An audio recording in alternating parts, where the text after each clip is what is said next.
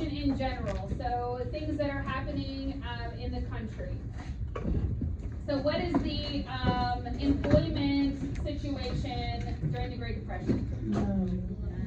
Okay, so we have low employment, right? We have a lot of people out of work. And what's happening with housing or shelter? They're getting out. They're having huts. Yeah, the huts. Hoovervilles or shanty towns is what they're called. Y'all, if you're not answering the question, you should be listening and not having private conversations. So you've got Hoovervilles and shanty towns, lots of people who've lost their homes because they can't afford to pay for them because they don't have jobs. Where are people getting food from? Soup kitchens, bread lines, other charitable organizations that are giving out food every day, or maybe not every day, but when they have access to that food. What about banks? They're like gone. They weren't getting shutting down. Yeah. Okay, so people have borrowed too much money and invested that money in the stock market, and then they can't pay it back because the stock market crashes. The banks ultimately fail, and what happens to people's money that they had in the bank? They lose it. All right, so here's where we're picking up today. By kind of the middle of the Depression, Americans are losing a lot of faith in President Hoover because of his response to the Great Depression. Hoover,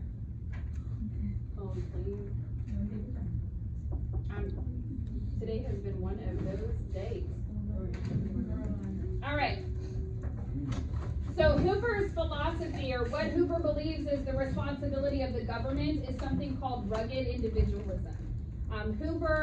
This idea is that Americans are tough, they can work through their problems, they can pull themselves up by the bootstraps, and he feels like if you give money to people who are unemployed, they will not have any incentive to go out and work for themselves because they're getting a handout. What do they need to go and work for?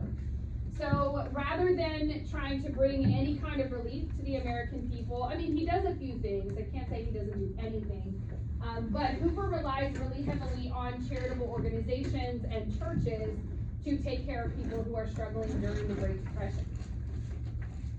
He is very much laissez-faire. Okay, so he's very much take care of yourself. It's not the government's responsibility to take care of people during times of economic crisis. It is not the job of the responsibility of the government to regulate businesses. That essentially, if you just stay out of it, it'll all fix itself on its own. He believed that the low prices of businesses would mean that consumers could resume buying more products, and then it would naturally fix the business cycle. And this kind of government stays out of it, it'll all correct itself. The issue with laissez-faire is that it doesn't always work out that way. It doesn't always work out that the economy has the ability to correct itself. He is dealing with a lack of demand because customers don't have any money to go out and buy anything. So they cannot help the economy recover if they're not spending any money. And Hoover, he'll spend money on government projects like building the Hoover Dam and some other like public works projects which will put some people to work, but it's not broad enough. It doesn't address enough of the people who are suffering. At the same time, the Federal Reserve is going to reduce the money supply or the money available in circulation, which just makes the entire situation worse. What does Hoover do? Okay, so he does cut taxes, thinking that if people don't have to pay as much in federal taxes, or businesses don't have to pay as much in federal taxes, that they would have more money in their pocket to spend, and that would stimulate the economy. He does increase federal spending on public projects, which I just talked about, particularly the Hoover Dam there in Nevada. And he tries to purchase some of the surplus crops from farmers to keep the farms going and keep the farms open. The problem really is it's just not enough. It does not have enough of a broad impact. Another thing that Hoover does is creates something called the Reconstruction Finance Corporation. And the goal of the Reconstruction Finance Corporation was to give loans to businesses that were struggling, hoping that those businesses would be able to stay open and continue to pay their employees, and that their employees would remain working, and that would keep money in their employees' pockets to spend in the economy. Again, it's just not broad enough of relief, and the depression continues to deepen.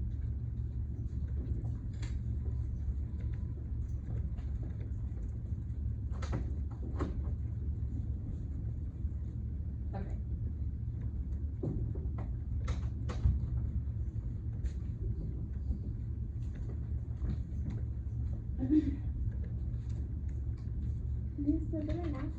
You can, or you can wait. I'm not gonna lecture the whole period, so if you want, you can wait till I'm done. The unemployment rate goes from 4 million people unemployed at the beginning of the Depression to about 12 million people unemployed at the height of the Great Depression, which comes out to about 25% of the population. Many people hated President Hoover for his lack of response.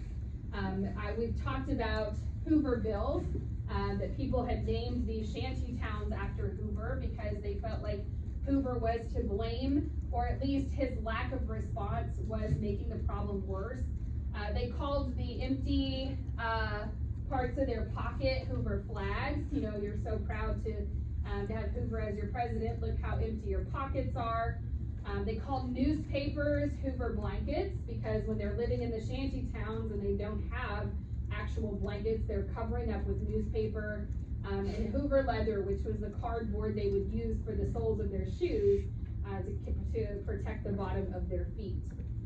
Hoover just becomes a really, really unpopular president for his lack of response to the Great Depression. When we look at unemployment rates, they really skyrocket. They don't reach a peak in 1932, they peak in 1933, but something else happens in 1933 that's going to contribute to this decline in unemployment, meaning this more people are going to start going back to work, and this number is going to come down. And that thing is they elect a new president who wants to actually Attention jackets. do something. The JDH shuttle leaves in 6 minutes. No. Please proceed to the back portion. So we look at this graph. This is how the number of people who are not working is increasing, right? It reaches a peak here in 1933 to about 25% or so. And then they elect a new president. And when they elect a new president, we start to see this unemployment number decrease, meaning more people are going to work. And that new president happens to be my personal favorite president, which is, is he what, hot? No. No, he's not hot. His name is Franklin Roosevelt. Well, we call him FDR, for short. His name is Franklin Delano Roosevelt. In the election of 1932, Hoover's become very unpopular, okay? People suffering, the people who are suffering blame their suffering on Herbert Hoover. Would you? I mean, if the government failed to act for that long, yes. Yes, absolutely. Now, I've lived through one major recession that happened in 2008, but I was too poor to know any better. So it didn't impact me. But the government took quick action to prevent it from becoming another depression. George W. Bush, and it was the housing crisis, which we'll talk about when we get to that part of history. Franklin D. Roosevelt is the former governor of New York, and he promises the American people a New Deal. You all need to know what the New Deal is and what the goals of the New Deal were. So if you do not have this from your reading notes, you need to write down the information that I'm about to tell you. He wins this election in a landslide, probably one of the biggest landslides in American history, which demonstrates how desperate people are for change. So if we look at the election of 1928, Hoover was very, very popular across the country with the exception of this southern bloc. By 1932, it's FDR. And FDR is going to remain popular. He's the only president to serve 4 terms. He'll lose popularity a little bit, but he's gonna remain popular through his tenure as president. Because he really tries to be a president for the people, and he transforms the office of president, which we'll talk about in a second, yes. Why do you think the other people, like the red states chose, like to stay red, like the red, why are they red? Oh, I don't Is it know. like- Regional, I thought it was a different. you can't because of Roosevelt. But up until Roosevelt, there was no term limits. Because of Roosevelt, we have term limits. But wasn't he good Martin Day? I'll explain. It comes down to party politics. It comes down to party politics, Wait, so but they can't do more than 2 terms?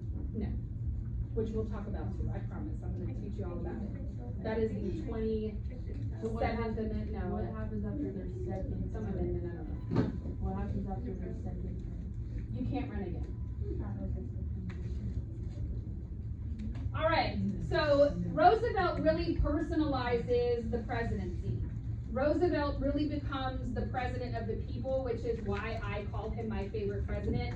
He does some terrible things too, and we're gonna address those in World War II, but he really transforms the office. It goes from an office where the president was really isolated and only surrounded himself with kind of the aristocracy and the kind of well-connected individuals. And Roosevelt brings that office to the people. Roosevelt attempts to connect, actually not attempt, Roosevelt does connect directly to the people with something called fireside chats, which were a series of weekly radio addresses where he would get on the radio and he would just tell the American people, this is what's happening. This is what the problem is that I recognize, and this is what I plan to do to try to fix it, and this is why I think it will work. And that really brings a lot of reassurance to people who are struggling financially, with unemployment, with homelessness, with food insecurity, with all of the things happening during the Depression. He does an incredible amount of things to get the country out of the Great Depression, yes. Is that why now we have, it's not directly the president, but it's like people from the government who speak to people about current events? Yeah, so you have, Roosevelt's gonna do it with the radio. Kennedy is gonna do it with the television. Barack Obama is gonna do it with social media. And then, we have President Trump, who, I think President Trump probably uses social media more so than any other president, but it's like the direct communication with the people. Like, this is what I think, this is what I wanna do, that kind of thing. But that's new. In 1933, the president directly addressing the people, especially every week, and talking to them like, hey, I see you, I know you're struggling. That is a very, very new thing. And it's comforting to a lot of Americans because they're going through a really hard time. One of the things that makes Roosevelt so empathetic to other people struggling is that at the age of 39, he is diagnosed with polio, which makes him wheelchair bound. Y'all don't have to write this down. I'm not gonna test you on his polio status. But I want you to understand what makes him human. Why does he care so much? Why is he empathetic to the struggling of other people? Because he understood what it was like to suffer. He understood what it was like for life to be difficult. He understood what it was like to not have access to things because he's wheelchair bound. And that makes him feel a little bit more connected with the American people and their suffering during the Depression. Wait, so did he have polio before he got elected president? I don't know if it was before, I don't know how, no, it had to be after, before he was elected. So the people just knew him as the guy in the wheelchair. Yeah, basically, yeah. You do need to know about Eleanor though, okay? So the way that Roosevelt transforms the office of president, Eleanor Roosevelt transforms the office of first lady. Not office, but position of first lady. She goes out on these public speaking tours or public engagement tours where she sits down and talks to people and she listens to their stories and she tells them, you know, kind of what her husband is planning to do to fix the problems. And then she takes that back to the president. She goes back to him and says, you know, when I was in Illinois, this is the problem the people in Illinois are facing. Or when I was in such and such place, this is the problem those folks are facing. This gives the president like direct eyes and ears, like connection with the American people, and they have the opportunity to give feedback to him. Yes. Do you think the reason why he sent his wife is because she's an election candidate? No, it's because Like- he's busy. Being president. I just didn't know. if Don't it say was about her favorite president. A Come on, motivator. He's my fave. He's top tier president material. Wait, is she the one who invented like the lines on the road so you can run over the flowers? Like the lines on the road? No, she. Okay, let's focus on Eleanor. Now the kind of icky thing about Eleanor, is that Eleanor and Franklin are cousins, Whoa. like first cousins, Wait, I didn't hear you. like Bella and Ileana cousins. Don't say that, don't say that. But for the time, oh yeah, like them cousins too. For the time period, this is actually kind of normal. This is of course before we understand genetics the way we understand it now. Do they But- have kids? Yes, Yeah. their kids are normal. Very normal in American I do history. not ask about the sex life of presidents. I don't know how they were doing it, it's none of my business. But wait, No, that's way beyond my scope. Wait, so do you, Yeah. so when you look at it, so when you look at them like together, like you can see the resemblance? Yes, they're kids. wait, so do they? No, Wait, moving on. No. Okay, if y'all have any more questions, write it down. Or I'm never gonna get through this, what was supposed to be a very short PowerPoint. Okay, so they are cousins, but that in this time period, in American society, but also in European society, was normal if you were in a family that was elite or that had money. And it was to maintain that money and that status within the family. You didn't wanna bring in outsiders. So it's weird to us because we know better, right? But that was socially acceptable for them. What you need to know long-term about Eleanor is that she transforms the position of First Lady, and almost every First Lady since her has taken on some social issue. For example, Nancy Reagan took on Just Say No to Drugs. Laura Bush took on childhood literacy. Michelle Obama took on childhood nutrition. I don't know what Jill Biden did. I don't know what Melania Trump did. But for the most part, every first lady is gonna take on some social issue because Eleanor kind of led by that example. That becomes kind of the expectation of the office or of the position. No. In the first 100 days in office, FDR is going to call Congress into a special session. Every president kind of sets the tone for their presidency in their first 100 days. And he puts forward a bunch of laws or a bunch of bills that he wants to get passed. These are New Deal agencies, New Deal programs that he wants to pass to help bring about the 3 R's. His first focus is relief and recovery. How do we provide relief to individuals who are in immediate need? The second thing that's important to him is how do we help the economy recover? And then thirdly, how do we pass laws to prevent another Great Depression from happening again? How do we reform and regulate industries so that we can ensure, or to the best of our ability, ensure that we don't end up in another economic recession? The definition of the 3 R's, relief, is to ease the suffering, okay? So this is gonna provide for immediate necessities. This is going to provide cash if you're unemployed, it's gonna provide food, it's gonna provide medical care, it's gonna provide temporary housing or a way to get to temporary housing. Essentially meet your immediate needs, something you need right now to survive. Recovery was about putting people back to work. How do you employ enough Americans so that they have cash in their pocket to spend, and then they can stimulate the economy themselves? Now, after he does those first two, that's kind of the first part of the New Deal, then he focuses on reform.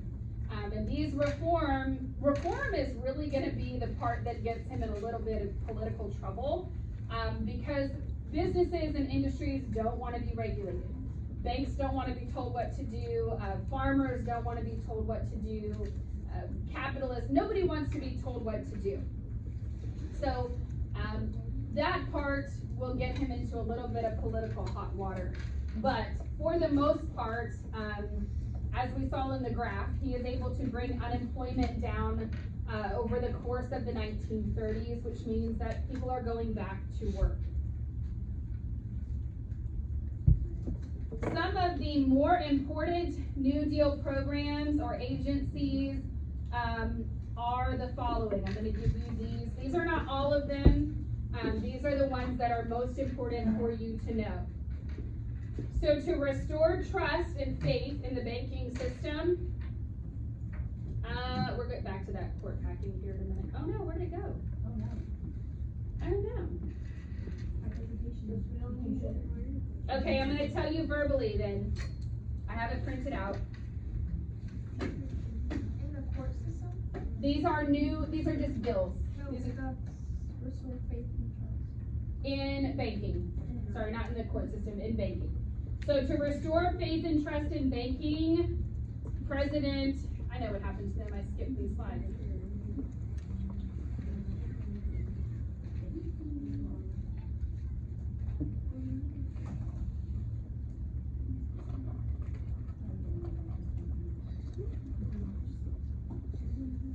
Why'd you skip them? Because I was gonna have you do something else with these New Deal agencies, and I changed my mind at the last minute. So there's a lot.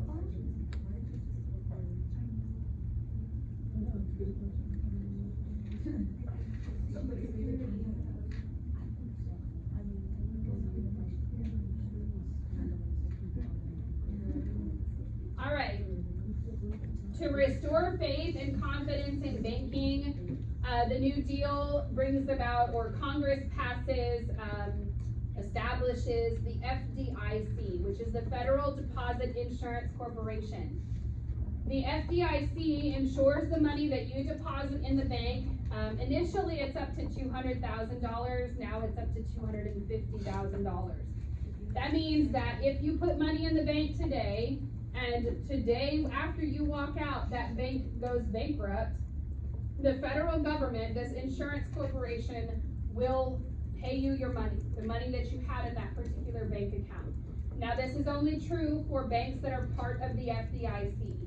The FDIC essentially regulates what the banks can and cannot do. It tells them who they can make loans to. It controls their access to loans from higher banks. Essentially, it's oversight so that they know that the bank is stable. And when you deposit your money into an FDIC insured bank, you can rest assured that you will get your money back. You are not at risk for losing your life savings if it's deposited into one of these banks. Most major banks are FDIC insured. When you walk into the bank, if they are a member of the FDIC, they will have a sticker somewhere on the door with this. It looks similar to that. Might have changed in the last few years, but it looks similar to that. The second thing that FDR does is establish the Social Security Administration. The Social Security Administration begins in the 1930s, issuing people Social Security numbers so that you can be tracked, if you will, by the federal government for the purposes, at the time, for the purposes of ensuring that you had access to your old age pension. So one of the issues that this is trying to address is the elderly people who had worked their whole life, had all of their retirement savings in the bank, and then when the bank failed, they lost all their money. With Social Security, you put money into Social Security, and if you contribute for 10 years or 40 quarters, You can withdraw Social Security after the age of 65, I believe. It's not a lot of money, like it's pennies, like when I retire, I'll get $400 a month. But it's money that you can count on, okay, it's money that's guaranteed by the federal government. Social Security has also expanded to include disability insurance, so if you, become disabled as an adult and you cannot work, you can collect Social Security disability, or if you have a child who is born disabled and you need help taking care of, like providing daily care for that child, you can receive Social Security disability for them. Next is the Securities and Exchange Commission, which regulates the stock market, and it tries to prevent this speculation of the stock market. It regulates pretty much everything the stock market's allowed to do and not allowed to do. Like for instance, that one time that Martha Stewart went to prison for insider trading, it was because she violated the regulations under the SEC. She basically got word that some stock that she owned was fixing to plummet, like she was gonna lose a bunch of money, and so she was able to sell it because she knew about it before the public. That's against the law. They're not supposed to know about it before the public so that they don't have any advantage.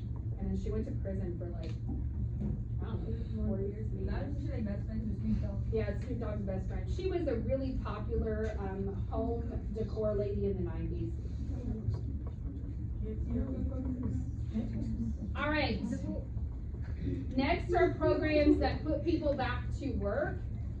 The Public Works Administration creates federal jobs by building public projects like schools, roads, courts, post offices, bridges, infrastructure projects, plumbing, anything that the city really needs to run, or the county or the state.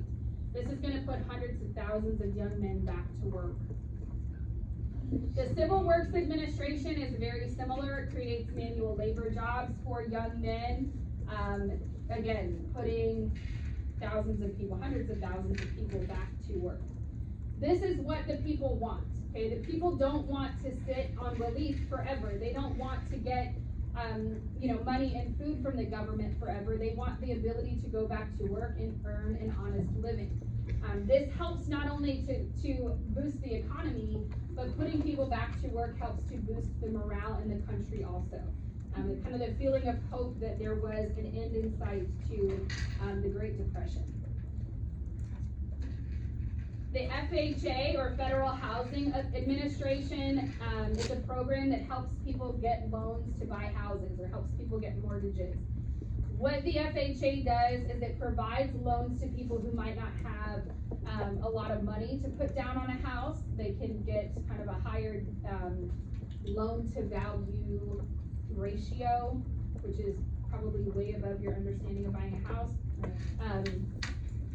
But it essentially opens the door for people to go out and buy a home. This is intended to deal with the homelessness issue, people who had lost their homes prior or during the beginning of the Great Depression, or really at any point during the Depression, and helps to ensure those people can purchase a home again. I think that's no. Okay, we're gonna stop with this one. This will be the last one we do for today. The Tennessee Valley Authority is, it's a series of dam projects in the Tennessee Valley, and it does two things. It controls flooding in the Tennessee Valley, which, if y'all remember, was it like last year, Biden was still president. When there was those two hurricanes that hit Florida back to back, and there was like massive flooding in like Tennessee, like in the Tennessee mountains. Do y'all remember that? Okay. Well, you would think because it's a mountain that they don't flood, but they do flood. There is flooding in those regions, and especially into the valleys where the mountains drain off. What the Tennessee Valley Authority did was create dams on the waterways to help control the flow of water when there is a major storm, when there is a lot of rainfall, to try to prevent flooding. What it also does is provide hydroelectricity to the region, which at the time is the region of the country that does not have access to electricity. Most of the people living in this part of the Appalachians are still like very, very like backwards people. Okay, they're like the hillbillies that you that you see in the movies. So this improves the standard of living for those folks because now they have access to electricity, they have access to a good paying job. You have flood control to prevent their homes from flooding, and overall is going to improve the standard of living in the Tennessee Valley. All right, that's it for today. Yes. Does every first lady have to be the president? Yes.